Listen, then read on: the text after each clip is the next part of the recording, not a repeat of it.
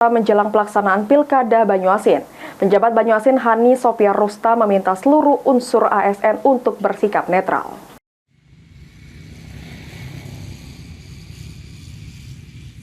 Aparatur sipil negara ASN di lingkungan pemerintah Kabupaten Banyuasin dalam Pilkada 2024 mendatang harus netral.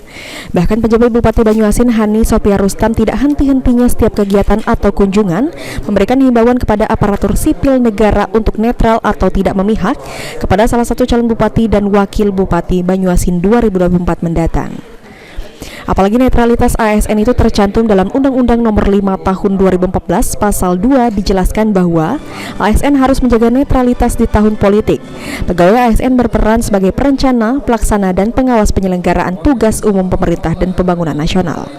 Kemudian dari Peraturan Pemerintah Nomor 94 Tahun 2021 Pasal 14 Bagian Pertama yang menyatakan PNS dilarang sebagai peserta kampanye dengan mengerahkan PNS lain sebagai peserta kampanye dengan menggunakan fasilitas negara, membuat keputusan dan tindakan yang menguntungkan atau merugikan salah satu pasangan calon sebelum, selama, dan sesudah masa kampanye.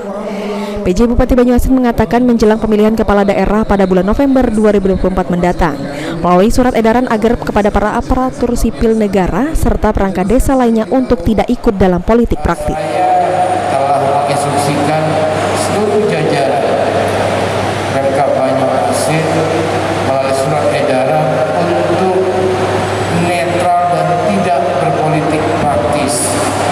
Kemudian sebagai wakil kami yang kelima juga telah meminta kepada camat untuk menindaklanjuti hal tersebut, mengumpulkan kepala desa, lurah, dan yang terkait lainnya untuk sama-sama menyatakan sikap netral dan tidak berpolitik praktis.